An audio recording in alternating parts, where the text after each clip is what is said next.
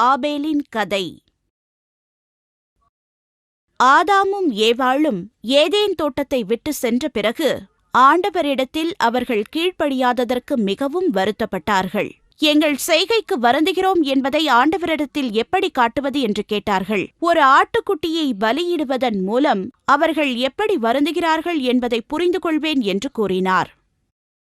சில காலங்களுக்குப் பிறகு ஆதாம் ஏவாளுக்கு 2 புதல்வர்கள் பிறந்தார்கள். முதல் மகனின் பெயர் காயேன், இரண்டாவது மகனின் பெயர் ஆபேல்.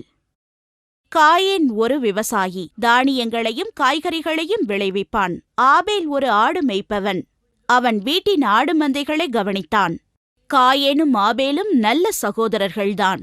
ஆனால் அவர்கள் எப்பொழுதும் ஒன்றாக இருப்பதில்லை. இருப்பினும் சகோதரர்களானதால் ஒருவரை ஒருவர் நேசித்தார்கள். சிறு சண்டைகள் வருவதும் உண்டு. காயேன் ஆபேல் இடத்தில் அவர்களின் பெற்றோர், அதாவது ஆதாம் ஏவாள், அவர்களுக்கு ஆண்டவர் கொடுத்த செய்தியை கூறினார்கள்.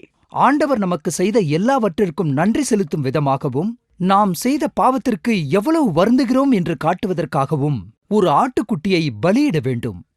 ஆபேல் ஆண்டவருக்கு தான் கொடுக்கும் பரிசு சிறப்பாக இருக்க வேண்டும் என்று நினைத்தான். என்னால் முடிந்ததை நான் ஆண்டவருக்காக செய்வேன். நான் கொடுக்கும் பலி ஆண்டவரை சந்தோஷப்படுத்தும். அவன் மந்தையில் சிறந்த ஆட்டுக்குட்டியை தேர்வு செய்து ஆண்டவருக்கு கொடுக்க முடிவு செய்தான். அவனுக்கு பிடித்த ஆட்டுக்குட்டியை கொடுப்பதற்கு ஆபேலுக்கு கடினமாகத்தான் இருந்தது. ஆனால் ஆண்டவர் கேட்டதை கொடுப்பதற்கு அவனால் முடிந்த அளவிற்கு முயற்சி செய்தான். ஆனால் காயேனோ அவனுக்கு பிடித்த ஆட்டுக்குட்டியை கொடுப்பதை நினைத்து கேலி செய்தான். என்ன விளையாடுகிறாயா? அது நமக்குத்தான் தேவை, ஆண்டவருக்கல்ல. எனக்கு நன்றாகத் தெரியும், நாம் எதை கொடுத்தாலும் அவர் நிச்சயமாக சந்தோஷமாக ஏற்றுக்கொள்வார். அப்படி இருக்கும்போது எதற்கு ஒரு ஆட்டை பலி கொடுக்க வேண்டும்? நான் ஒரு விவசாயி. இந்த வருடம் விளைச்சல் மிகவும் நன்றாக இருக்கிறது. எனக்கு கிடைத்த எல்லாவற்றையும் என்னால் கொடுக்க இயலாது.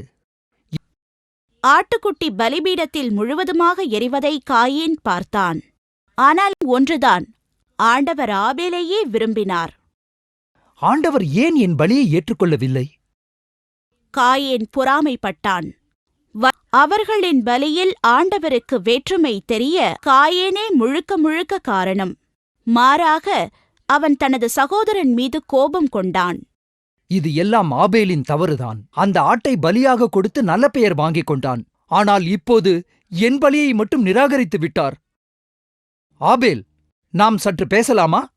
கண்டிப்பாக சகோதரா, நிச்சயமாக பேசலாம். நாம் சிறிது தூரம் நடந்து வரலாம்.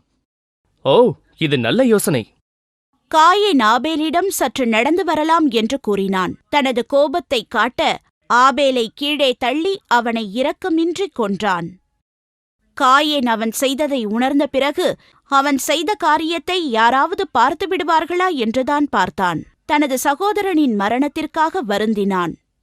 ஓ, நான் இவ்வாறு செய்ததை யாரும் பார்க்கவில்லை என்று நினைக்கிறேன். என்னை சுற்றி யாருமே இல்லை. நல்லது, இது யாருக்குமே தெரியவில்லை.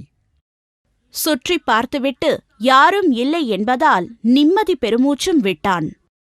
பிறகு ஆண்டவர் பேசினார். காயேன், உன் சகோதரன் எங்கே? எனக்கெப்படி தெரியும்? நான் என்ன அவன் பாதுகாவலனா? காயேன், உன் சகோதரனிடம் எப்படி இவ்வளவு கொடூரமாக நடந்து கொண்டாய்? அவன் என்ன தவறு செய்தான்? அவன் எனக்காகவும் பெற்றோருக்காகவும் உனக்காகவும் தானே அவனால் இயன்றதை செய்தான். காயேன் அழுது கொண்டே தரையில் மண்டியிட்டான். அவன் செய்த காரியத்தின் விளைவை அவன் கடைசியாக புரிந்து கொண்டான். ஓ ஆண்டவரே, நான் என்ன காரியம் செய்துள்ளேன்? இனி நான் யாரிடம் பேசுவேன்? ஓ, நான் என் சகோதரனை இழந்துவிட்டேனே. இனி நான் யாருடன் எல்லாவற்றையும் பகிர்ந்து கொள்வேன்? இப்படி ஒரு பாவத்தை நான் எப்படி செய்தேன்? நான் எதற்கும் தகுதியற்றவன். ஓ!